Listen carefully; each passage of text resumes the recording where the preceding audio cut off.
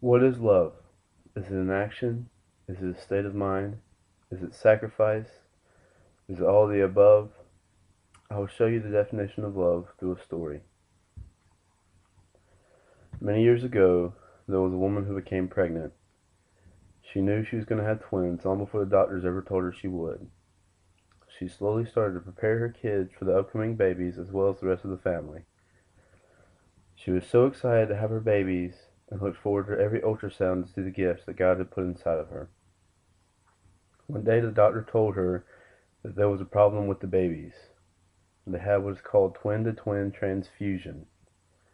Twin-to-twin transfusion syndrome is a rare condition that occurs only in identical twins while they are in the womb.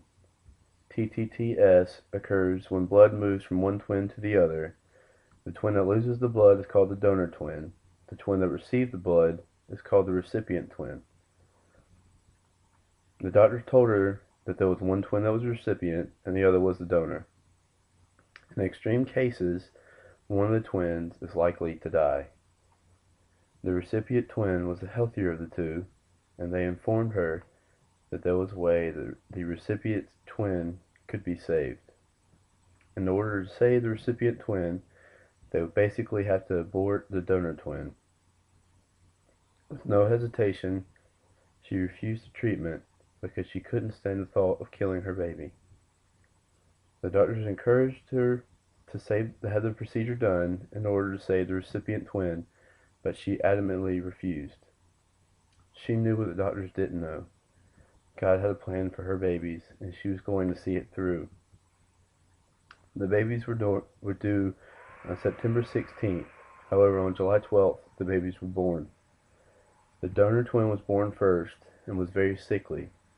He was born weighing just 2 pounds and 15 ounces. Next, the recipient twin was born. However, he was stillborn, meaning he was dead at birth. This story happened 21 years ago, and the woman in the story is my mother. The donor baby was me. My mother didn't give up on me when everyone told her to give up.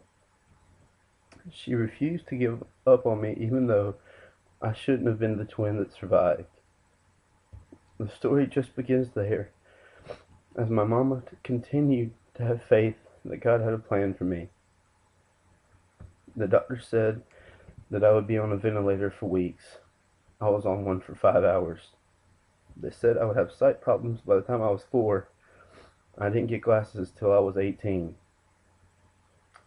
The doctors told her that I could come home on my original due date, September 16th, but by August 22nd, I was up to 4.5 pounds, so I was able to come home.